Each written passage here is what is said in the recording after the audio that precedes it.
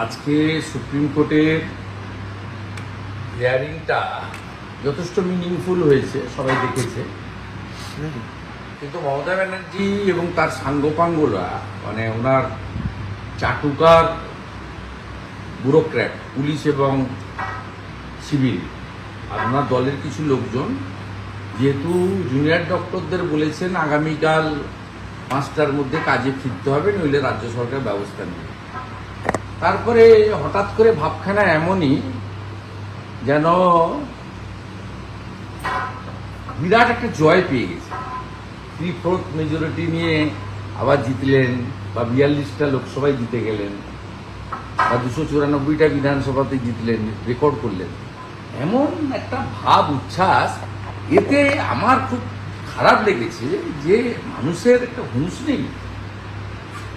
এই বাচ্চা মানে বোনের মতো, মানে একটা প্রতিভাবান তরুণী, তার মৃত্যুতে এত অসংবেদনশীল হতে পারে এই রাজ্যের মুখ্যমন্ত্রী, যিনি নিজেও একজন মহিলা, ভাবা যায় না। আমাদের মানুষ বলা হয় যেহেতু আমাদের মধ্যে হুঁশ আছে,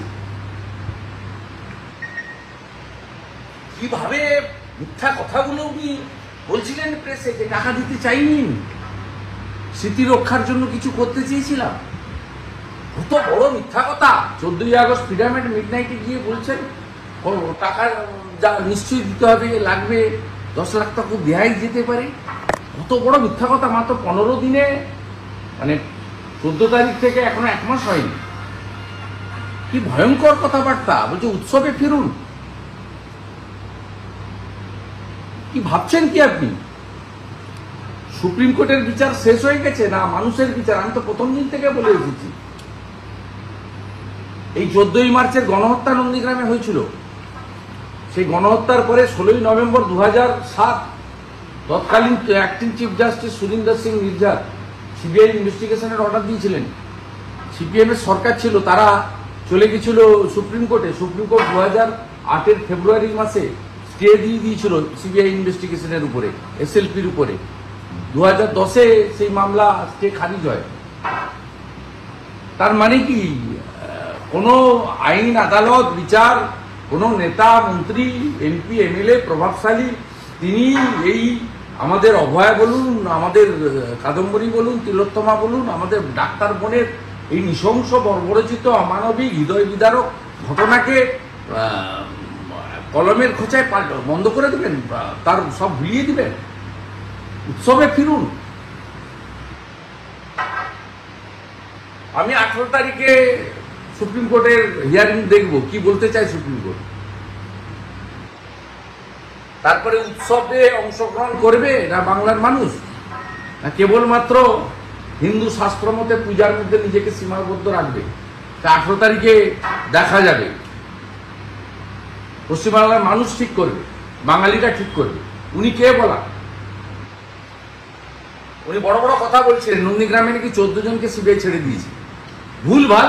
আন্দোলনে না থাকলে যা হয়, 14ই মার্চ 14 জন মারা গেছিল, ওইটা বলতে গিয়ে এসব বলেছে। উনি কি জানেন?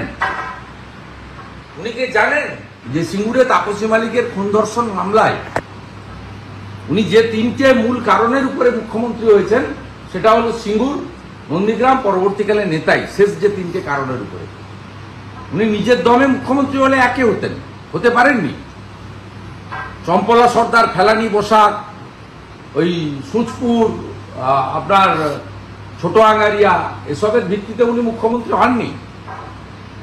উনি মুখ্যমন্ত্রী হয়েছেন শেষের 3টে কারণে। সুশীল সমাজ, সংবেদনশীল জনতা, অরাজনৈতিক মানুষ সবাই যুক্ত হয়েছিলেন। এসইউসির মতো লোক, দল, যারা গোড়া বামপন্থায় বিশ্বাস করে এবং নিজেদের আদর্শ নিয়ে কখনো কম্প্রোমাইজ করে না, তারাও তৃণমূলের সঙ্গে জোটে গিয়েছিলেন 9 সালের লোকসভা বা 11 বিধানসভায় সিপিএমকে তাড়াবেন বলে, ডিউ টু নন্দীগ্রাম। তিনি কি জানেন যে শহীদ দত্ত 10 বছর জেল খেটে বেরিয়েছে? সিবিআই পারফরমেন্স এটাই। তিনি কি জানেন যে অনুজ পান্ডে, ডালির পান্ডেরা 12 বছর জেল খেটে তারপরে যাবজ্জীবন যে সাজা, তার মুক্তি পেয়েছেন? সিবিআই পারফরমেন্সটা জানেন উনি? আর উনি 2011 সালে ডিসেম্বর মাসে নন্দীগ্রামের মামলা রিওপেন করিয়ে সিআইডিকে দিয়েছিলেন। সিআইডি মুম্বাই থেকে লুকিয়ে থাকা লক্ষণ শেঠকে অ্যারেস্ট করেছিল। 181 দিন লক্ষণ শেঠ জেল কেটেছেন। 25 জন নামে সিআইডি চার্জশিট দিয়েছে ওই মামলাতে, ফাইনাল চার্জশিট। সেই মামলায় কনভিকশন দিতে পারেনি সিআইডি। উনার দপ্তরে জানেন উনি চরম মিথ্যাবাদী। খুব লজ্জা, এরকম একটা মিথ্যাবাদী মুখ্যমন্ত্রী পশ্চিমবাংলার চেয়ারে বসে আছে।